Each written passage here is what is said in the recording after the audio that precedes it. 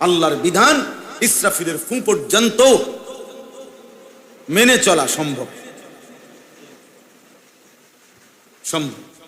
আল্লাহ তাআলা কিয়ামত পর্যন্তের জন্য এই বিধান দিয়েছেন। অতএব অসম্ভব, আমি চেষ্টা করতে হবে, অসম্ভব বলার কোন সুরত নাই, অনুমতি নেই। সাবধান বাবারা, আপনাদেরকে বললাম, একজনকেই বললাম, মনোযোগ দিয়ে শুনেন, খেয়াল করে শুনবেন, খামখেয়ালি মস্কারি করেন। শেষ বয়স্ক লোকরা পান খাইতে খাইতে শেষ করে দিবেন, এত মামুলি মনে করেন।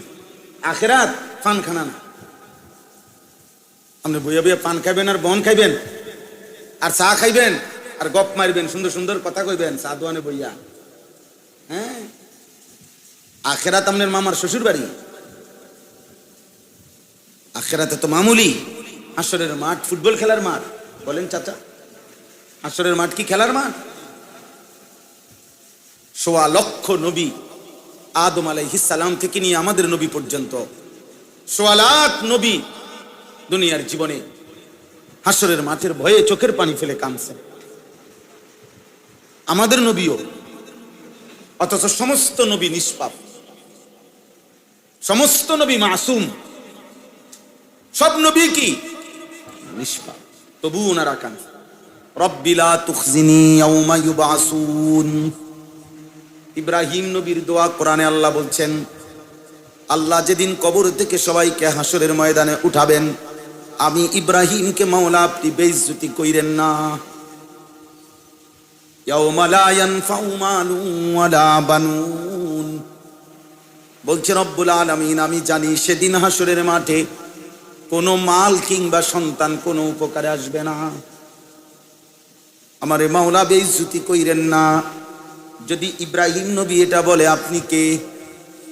আমি কে? আব্দুল কাদের জিলানী কে? বাইজিদ বুস্তামি কে? ইব্রাহিম নবী যদি এটা বলে, বাকিদের কোনো পাত্তা আসেনি আমাদের?